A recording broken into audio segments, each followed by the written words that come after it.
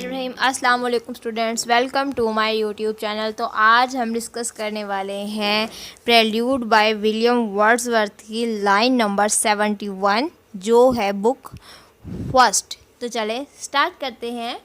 To a green shady place where down I set.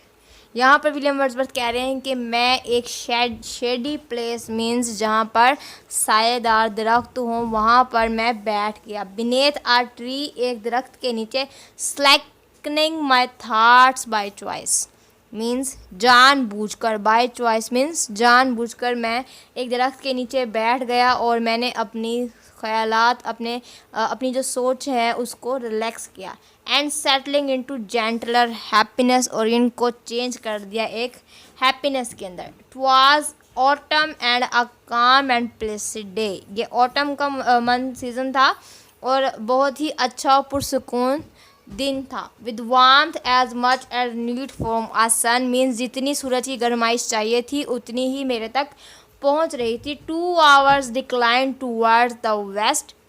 2 घंटे ही रह गए थे। A day with silver clouds and sunshine on the grass मेन सूरज को गुरूब होने के लिए 2 घंटे ही रह गए थे। आ डे ऐसा दिन था जब सिल्वर कलर के क्लाउड्स मीन्स क्लाउड्स को कलर बताया गया है कि इतने शाइनी क्लाउड्स थे। And sunshine on the grass, और घास के ऊपर जो है वो सूरज की रोशनी पड़ रही थी। And in the sheltered groove कहते हैं क्लम्प ऑफ ट्रीज, जहाँ पर दरख्तों का झुरमट हो, उसके साए के अंदर। वेयर आई वॉज काउच्ड मीन्स सोफ़े की तरह जो है वो मैं सोफ़े पे जैसे लेटा होता है इसी तरीके से मैं जो हूँ वो इस जगह के ऊपर इस तरीके से लेटा हुआ था। आ परफेक्ट स्टिलनेस मीन्स मुकम्मल तौर पर शांति थी, मुकम्मल तौर पर खामोशी थी। ऑन द ग्राउंड आई ले, ज़मीन के ऊपर मैं लेटा हुआ था। Passing through many thoughts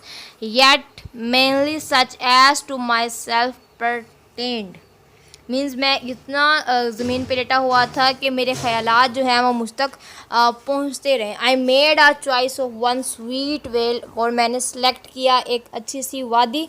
विदर my steps to turn, whither means जहाँ पर मेरे पाँव जो हैं वो जाएंगे। एंड सा मी थाट, मेरे ख्याल से। The very house and fields present before my eyes, मेरे सामने मेरी आँखों के आगे जो है वो एक बहुत अच्छा मतलब सीन क्रिएट हुआ था। Nor did I fail, ना मैं नाकाम हुआ। To add meanwhile assurance of some work of glory therefore it to be begun means मतलब कि मैं काम करने के लिए स्टार्ट कर दिया मैंने अपना जो भी मैंने डेडिकेटेड पोइट्री वगैरह जो थी वो मैंने लिखनी थी। Perhaps to their performed, वहाँ पर मैंने लिखा। Thus long I lay cheered by the genial pillow of the earth means ज़मीन जो थी वो मेरा पिलो बनी हुई थी। Beneath my head, मेरे सर के नीचे। Soothed by a sense of touch from the warm ground, जहाँ पर मेरे सर के नीचे जो है वो ज़मीन जो थी वो एक तकिया बनी हुई थी। सूथिड मीन्स आराम पहुँचा रहा था। By sense of touch from the warm ground means गर्म ज़मीन। दैट बैलेंस्ड मीन जिसने मुझे बैलेंस किया। Else lost and tiredly seeing not hearing save one here and there about the group of oak, मुझे कुछ भी दिखाई नहीं दे रहा था, ना मुझे कुछ सुनाई दे रहा था। विलियम वर्ड्सवर्थ कह रहे थे, और सिवाय किस चीज़ के, group of aux.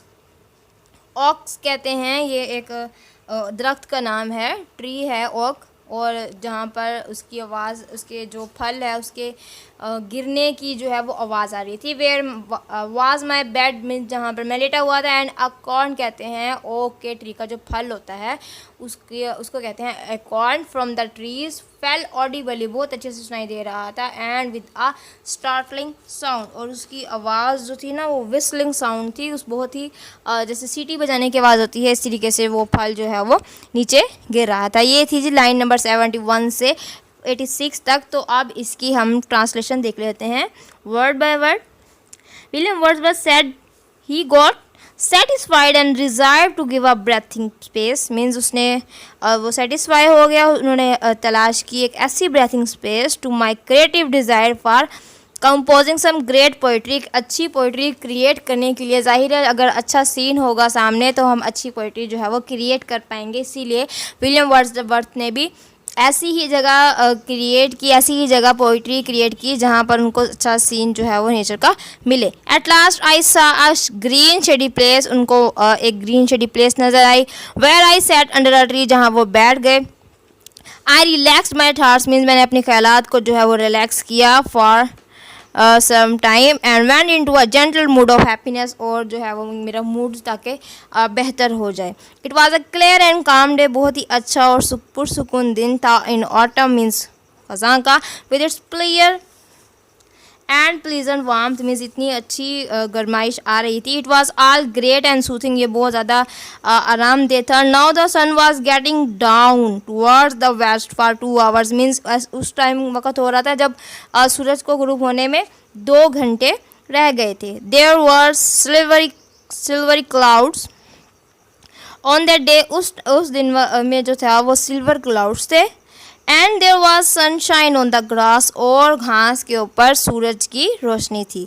There was pleasant काम, बहुत ही अच्छा पुरसुकून साइलेंस थी in the grove, mean clump of trees के अंदर। और many thoughts came into my mind, अब विलियम वर्ड्सवर्थ कह रहे हैं कि मेरे जहन के अंदर बहुत सारे ख्यालात जो थे वो आए।